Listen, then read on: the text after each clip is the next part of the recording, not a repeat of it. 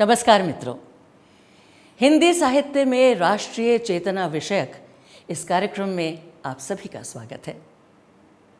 आज़ादी का अमृत महोत्सव के उपलक्ष्य में तैयार इस कार्यक्रम में हिंदी साहित्य की विविध विधाओं में राष्ट्रीय चेतना को उजागर करने के प्रयास किए जाएंगे। कार्यक्रम के इस पहले भाग में स्वतंत्रता संग्राम की पृष्ठभूमि के साथ साथ हिंदी कविता में राष्ट्रीय चेतना के बिंदुओं पर प्रकाश डाला जाएगा।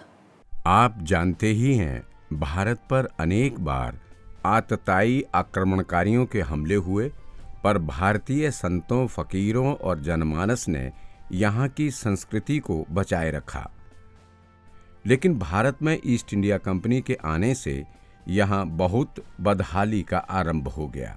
सन 1600 में ये कंपनी यहाँ व्यापार करने के बहाने से आई थी। इस कंपनी ने छल और धूर्तता पूर्वक कच्चा माल विदेशों में भेजना शुरू किया और भारतीय जनता को तरह तरह से दुखी करना आरंभ कर दिया।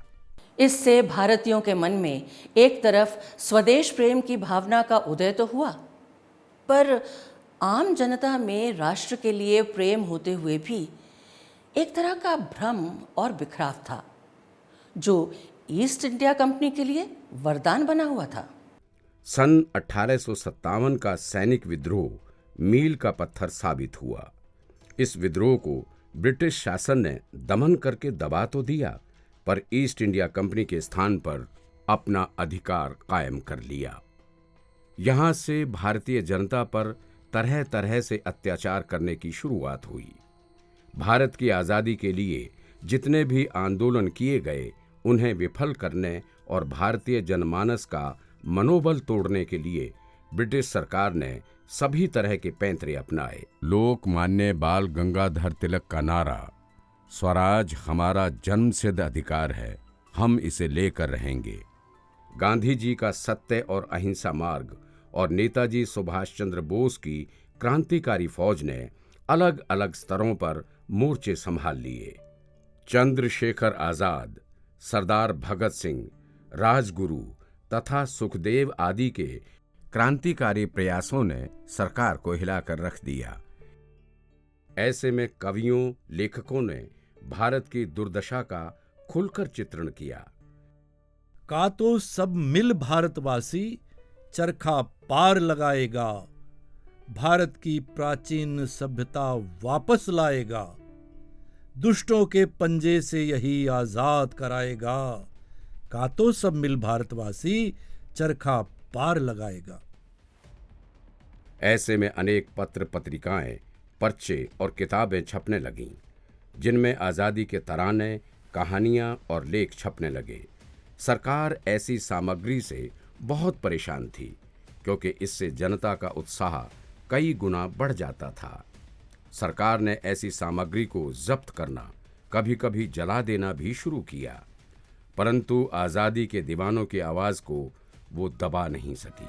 विजय विश्व तिरंगा प्यारा, झंडा ऊंचा रहे हमारा। विजयी विश्व तिरंगा प्यारा, झंडा ऊंचा रहे हमारा।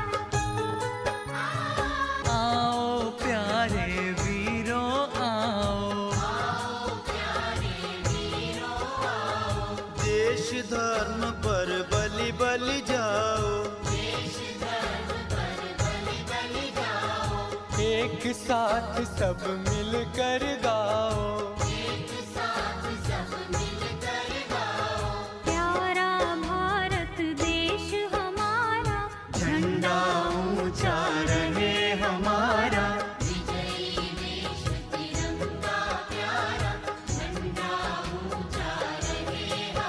जनता की जुबान पर चढ़ चुके ये गीत लोगों को संगठित होकर गाने से सरकार रोक नहीं सकी, क्योंकि जनता में राष्ट्रीय भावना इतनी तीव्र होती चली गई कि लोग फांसी का फंदा चूमने से भी नहीं डरते थे। आज़ादी की लड़ाई में अनगिनत ऐसे लोगों ने कविताएं लिखी हैं, जिनमें से बहुत सौ का तो हम नाम ही नहीं जानते, बहुत सौ की पंक्तियां जानते हैं, और ये बड़ी बात है कि हम उनकी लिखे हुए शब्द जानते हैं, उनके नाम नहीं जानते, लेकिन इन सारे कवियों ने अपनी भूमिका निभाई। इसमें अगर हम याद करें तो माखनलाल चतुर्वेदी की वो कविता कितनी प्रसिद्ध हुई है, मुझे तोड़ लेना बनमाली, उस पथ पर तुम देना फेंक, मातृभूमि पर शीश चढ़ाने जिस पथ जाएं वीर अनेक। उन दिनों जनता आर्य समाज, ब्रह्म समाज, प्रार्थना समाज, स्वामी विवेकानंद के रामकृष्ण मिशन और अंग्रेजी शिक्षा से भी प्रभावित हो रही थी। इस पुनर्जागरण की भावना से जनता में बहुमुखी सोच का विस्तार हुआ। आइए अब कविता में राष्ट्रीय चेतना की बात करें। हिंदी में पुनर्जागरण के प्रबल समर्थक भारतेंदु हरिश्चंद्र ने देश की बिगड़ी हालत के लिए अंग्रेजी शासन को ही दोषी माना। अंधाधुंध मचो सब देसा, मानहु राजा रहत विदेसा। भारत को इस संकट से कैसे मुक्ति मिले, वे इसके लिए प्रयत्नशील रहते। भारत की दुर्दशा उन्हें बेचैन किए रहती थी। रोवहु सब मिल आवहु भारत भाई, हा हा भारत दुर्दशा न देखी जाई। कच्चा माल हो, टैक्स हो, महामारी हो या अकाल हो, देश पर संकट के बादल मंडराते देखकर उनका मन बहुत दुखता था। अंग्रेज राज सुख साज सजे सब भारी, पै धन विदेश चली जात इह अति ख्वारी। भारतेंदु ने जन जन में स्वदेश प्रेम की चेतना जगाई। भीतर भीतर सब रस चूसै, हंसी हंस के तन मन धन मूसै। जाहिर बातन में अति तेज, क्यों सकी साजन नहीं अंग्रेज। राष्ट्रीय एकता के लिए उन्होंने अपनी भाषा के विकास पर बल दिया। निज भाषा उन्नति अहै, सब उन्नति को मूल। बिनु निज भाषा ज्ञान के, मिटत न हिय को शूल। बद्री नारायण चौधरी प्रेमघन के कविता संग्रह प्रेमघन सर्वस्व के पहले भाग में देश की दुर्दशा और देश की उन्नति के उपायों को लेकर प्रेमघन की चिंता बराबर नजर आती है। उन्हें स्वदेश से प्यार है। धन्य भारत भूमि, सब रत्नन की उपजावनी। आनंद अरुणोदय में उनकी सर्वधर्म समभाव से युक्त कविताएं हैं। सभी धर्म के वही सत्य सिद्धांत, न और विचारो। कवि देश की एकता, अखंडता के प्रति चिंतित है। प्रीति परस्पर राखहु मीत, जई है सब दुख सह जहि बीत। नहीं एकता सरिस बना कोय, एक एक मिल 11 होए। कवि भारत की आर्थिक दुरावस्था से खिन्न हैं। आर्थिक रूप से ब्रिटिश सरकार की अधीनता उसे बेचैन करती है। देश नगर बानक बनो, सब अंग्रेजी चाल। हाटन में देखो भरो, सब अंग्रेजी माल। प्रताप नारायण मिश्र की कविताओं में भारत के प्रति प्रेम झलकता है। अंग्रेजी मानसिकता से प्रेम करने वालों पर उनका व्यंग देखते ही बनता है। जन जाने इंग्लिश हमें, वाणी वस्त्र ही जोए। मिटे बदन कर श्याम रंग, जन्म सुफल तब होए। इसी प्रकार देश की दुर्दशा और राजनीतिक चेतना को लेकर उनकी ये मार्मिक पंक्तियां चर्चित रही हैं। पढ़ कमाए कीन्हो कहा, हरे न देश कलेश। जैसे कंता घर रहे, तैसे रहे विदेश। महावीर प्रसाद द्विवेदी ने आंदोलनकारियों की तरह बंकिम चंद्र चटर्जी के वंदे मातरम की चेतना को मातृभूमि के प्रति समर्पित होने के लिए आवश्यक माना। द्विवेदी जी ने भी वंदे मातरम का जय घोष किया। 30 कोट लोगों की कलकल सुनी जहां पर जाती है, उसकी दुगुन खड्गधारा की द्युत विकास जहां पाती है। तिस पर भी तू अबला है, ये बात व्यथा पहुंचाती है। हे तारिणी, हे बाहुबल धारिणी, रिप तू काट गिराती है। उन्होंने स्वदेशी वस्तुओं और वस्त्रों को अपनाने का अनुरोध किया ताकि अपने देश की पूंजी की रक्षा हो सके।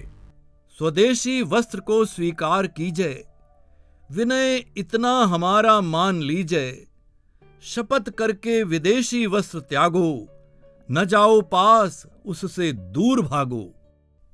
ऐसे में आपसी वैर द्वेष भूलकर एक हो जाने का समय भी है। इसी में भारत की भलाई है। बल दो हमें ऐक्य सिखलाओ, संभलो देश होश में आओ, मातृभूमि सौभाग्य बढ़ाओ, मेटो सकल कलेश। श्रीधर पाठक ने देश के गौरव का गान इस प्रकार किया है। जय जय प्यारा भारत देश, जय जय प्यारा जग से न्यारा, शोभित सारा देश हमारा, जगत मुकुट जगदीश दुलारा, जय सौभाग्य सुदेश, जय जय प्यारा भारत देश। अपने और देश के स्वाभिमान की रक्षा करना ही तब कवियों का एकमात्र उद्देश्य था। वंदनीय वह देश जहां के देशी निज अभिमानी हों, बांधवता में बंधे परस्पर, परता के अज्ञानी हों। तत्कालीन कवियों की भांति श्रीधर पाठक ने भी स्वभाषा प्रेम को बहुत महत्व दिया।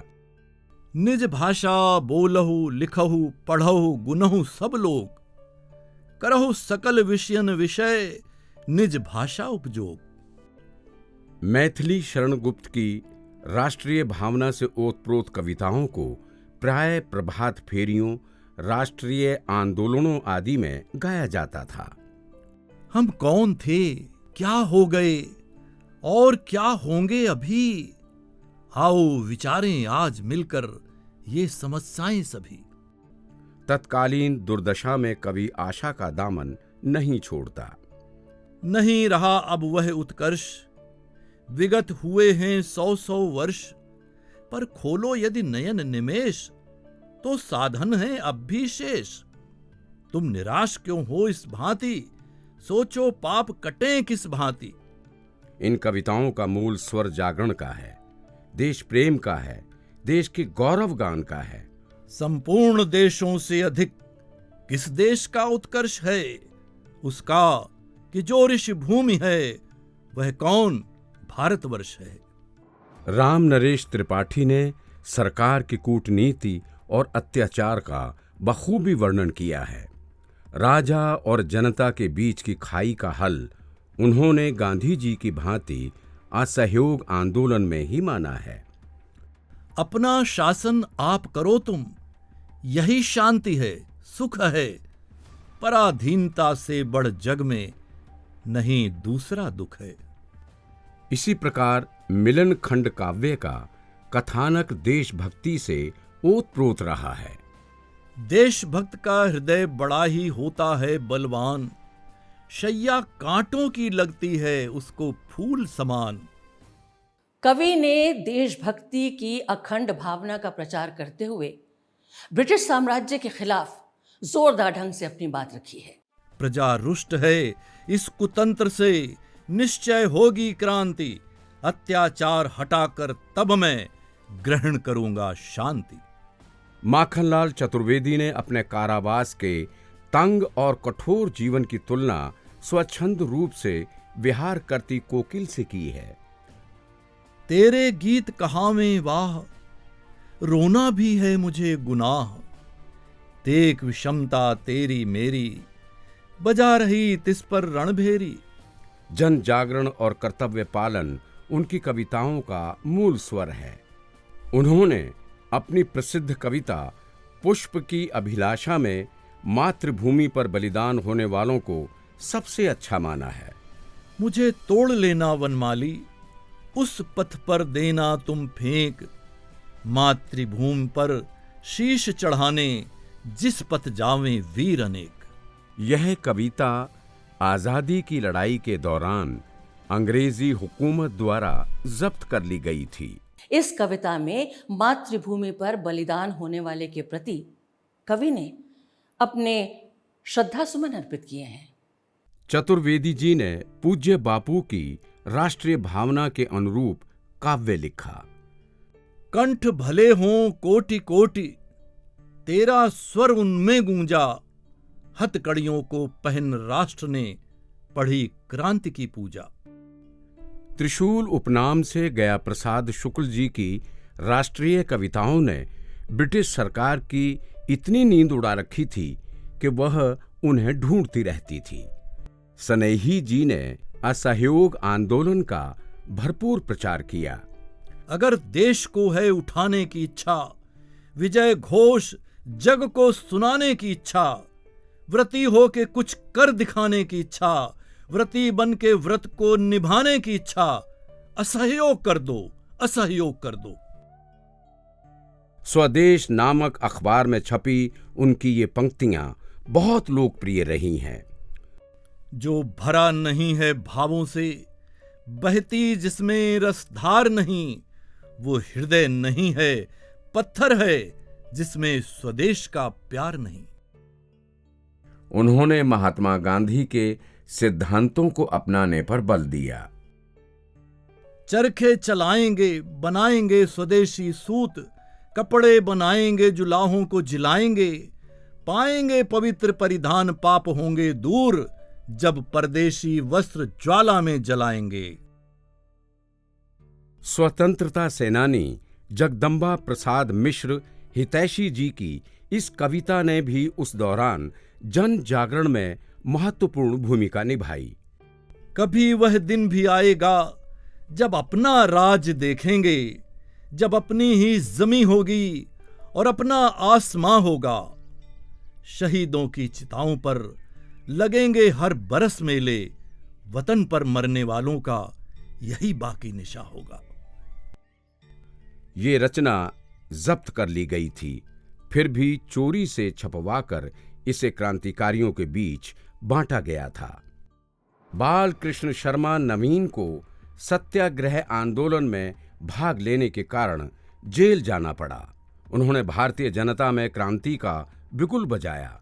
उन्होंने कवियों से फरियाद करते हुए विप्लव गायन कविता में लिखा।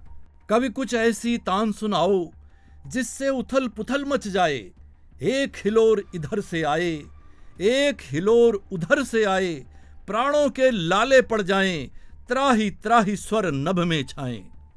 भारतीयों के स्वाभिमान को जगाने के लिए उन्होंने ओजपूर्ण कविताएं लिखीं।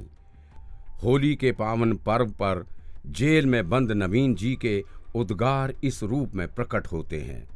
हम बंदी आजीवन बंदी, पराधीन तन क्षीण, हमको कौन हुलस हंस देगा, दान अखंड सुहाग, हमारी क्या होली क्या फाग। जयशंकर प्रसाद ने भी उस समय राष्ट्रीय सांस्कृतिक चेतना से जुड़ी कविताएं लिखीं, जैसे अरुण यह मधुमय देश हमारा, जहां पहुंच अनजान क्षितिज को मिलता एक सहारा, सरल तामरस गर्भ विभा पर नाच रही तरुशिखा मनोहर, छिटका जीवन हरियाली पर मंगल कुमकुम सारा, अरुण यह मधुमय देश हमारा। ये गीत देश की खातिर अपना सब कुछ न्यौछावर करने की सीख देता है। हिमाद्रि तुंग श्रृंग से प्रबुद्ध शुद्ध भारती, स्वयं प्रभा समुज्ज्वला स्वतंत्रता पुकारती। अमर्त्य वीर पुत्र हो दृढ़ प्रतिज्ञ सोच लो, प्रशस्त पुण्य पंथ है बढ़े चलो बढ़े चलो। स्कंदगुप्त नाटक में कवि मातृगुप्त ने मातृभूमि पर अपना सर्वस्व निछावर करने की अभिलाषा दिखाकर राष्ट्रीय चेतना को उजागर किया है।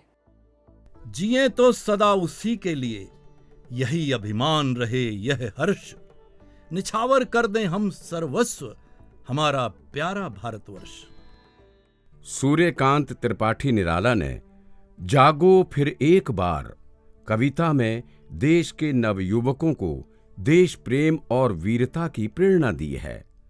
जागो फिर एक बार, प्यार जगाते हुए हारे सब तारे तुम्हें, अरुण पंख तरुण किरण खड़ी खोलती है द्वार, जागो फिर एक बार। देवी सरस्वती से उनकी प्रार्थना है। वरदे वीणा वादिनी वरदे, प्रिय स्वतंत्र रव, अमृत मंत्र नव, भारत में भर दे। रामेश्वर शुक्ल अंचल जी ने जनता को संगठित होकर अपने देश को आजाद कराने के लिए ओज परख कविताएं लिखीं। उन्होंने देश की नारियों की भूमिका पर भी प्रकाश डाला। अपने सिर पर कफन बांध लें, कर लें लड़ने की तैयारी, एक एक लोथड़ा हमारा दहकेगा गोली बनकर, लक्ष्मी बाई सी निकलेंगी एक एक घर से नारी। भगवती चरण वर्मा। वर्मा जी ने मस्ती के आलम में देश के प्रति बलिदान देने वाले नौजवानों के बारे में लिखा है। हम दीवानों की क्या हस्ती हैं, आज यहाँ कल वहां चले, मस्ती का आलम साथ चला, हम धूल उड़ाते जहां चले। हम मान रहित अपमान रहित जी भरकर खुलकर खेल चुके, हम हंसते हंसते आज यहाँ प्राणों की बाजी हार चले। भारतीय स्वाधीनता संग्राम अपने आप में बहुत विलक्षण किस्म का आंदोलन था, क्योंकि उसमें साहित्यकार ने बराबर की भूमिका निभाई। चाहे वो कवि हो या कथाकार या निबंधकार, सबने लड़ाई को, स्वतंत्रता की लड़ाई को अपना हिस्सा माना। राष्ट्रीय चेतना की महान कवयित्री सुभद्रा कुमारी चौहान ने प्रेम, वात्सल्य और देशभक्ति से पूर्ण कविताएं लिखी हैं। वीरांगना झांसी की रानी लक्ष्मीबाई को अपनी कविता का आधार बनाकर कवयित्री ने आजादी की लड़ाई में नवीन उमंग और उत्साह का संचार किया है। सिंहासन हिल उठे, राजवंशों ने भ्रिकुटी तानी थी, बूढ़े भारत में भी आई फिर से नई जवानी थी। गुमी हुई आजादी की कीमत सबने पहचानी थी, दूर फिरंगी को करने की सबने मन में ठानी थी। चमक उठी सन 57 में वो तलवार पुरानी थी, बुंदेले हर बोलों के मुंह हमने सुनी कहानी थी। खूब लड़ी मर्दानी वह तो झांसी वाली रानी थी। ये कविता अंग्रेज सरकार ने जब्त कर ली थी। सुभद्रा जी की कविताओं को गा गा कर आजादी के मतवाले स्वतंत्रता संग्राम में कूद पड़ते थे। इतिहास के चर्चित पुरुषों, स्थानों का स्मरण कर कवित्री ने तंद्रा में डूबी जनता में प्राणों का संचार किया है।